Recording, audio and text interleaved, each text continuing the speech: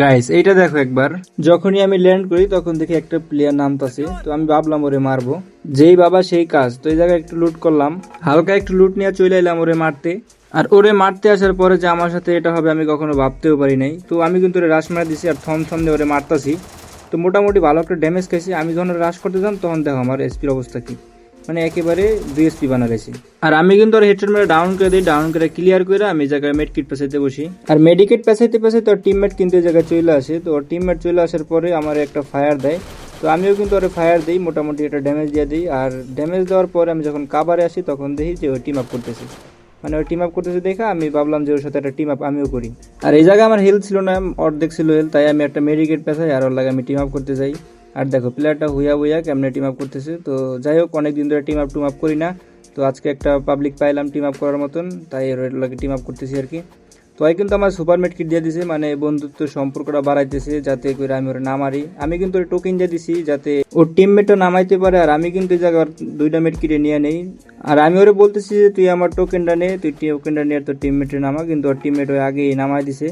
তো ও কিন্তু টোকেনটা নিয়ে নিছে, নেওয়ার পরে আমি ওর একটু ইমোট দিলাম, মানে ভালোবাসার ইমোট দিলাম, যেহেতু টিম আপ করছে। আর বহুত দিন ধরে তো টিম আপ হয় না, তো অনেকদিন পরে আর কি টিম আপ করলাম। আর টিম আপ করলাম তো ভালো কথা, এই জায়গায় ইমোট দিলাম, সব কিছুই করলাম, সবই ভালো কথা, কিন্তু শেষ পর্যন্ত কেউ বিশ্বাসটা রাখতে পারছে কিনা ওটা দেখতে হলে কিন্তু পুরো তোমাদের ফুল ভিডিওটা দেখতে হবে। আর এই জায়গায় আমরা অনেকক্ষণ ইমোট দিলাম, ইমোট দেওয়ার পরে আমরা সামনের দিকে যাব। তো সামনের দিকে যাওয়ার আগে এই জায়গায় আমরা ডাকতেছিল আবারও ইমোট দেওয়ার জন্য, তো আমি ইমোট দিলাম ওর লাগে। তো অনেক সুন্দর একটা সময় কাটলো। যাই হোক, তো ওর সাথে কি আমি শেষ পর্যন্ত থাকতে পারছিলাম নাকি ও আমারে মারা দেয় না আমি ওরে মারা দিই, চলো সেটা দেখা যাক। যখন আমরা বিমা শক্তির দিকে আসি তখন দিয়ে যে একটা প্লেয়ার, তো ডাউন করে দিয়েছি কিন্তু আমি স্টার্ট দিয়ে। তো আমি বুঝতে পারি না এটা হয়তো বা ওর প্লেয়ার ছিল, ও কিন্তু অনেক টিম আপ করার চেষ্টা করছিল, কিন্তু কিছু করার নাই, এটা মরে গেছে প্লেয়ারটা। আর ও মরার পরে দেখো এই জায়গায় কি হয়, মানে ওই কিন্তু আমার এখনও মারতাছে না, তো ও কি আমারে মারা দেয়, ওই কি বিশ্বাসটা রাখতে পারে শেষ পর্যন্ত দেখো। তো নিচে কিন্তু আরও 2টা প্লেয়ার আছে এক স্কোয়াডের, আর এই জায়গায় আমরা 2জন, মানে ওই কিন্তু হয়তো বা একা, এটা সঠিক জানি না আমি।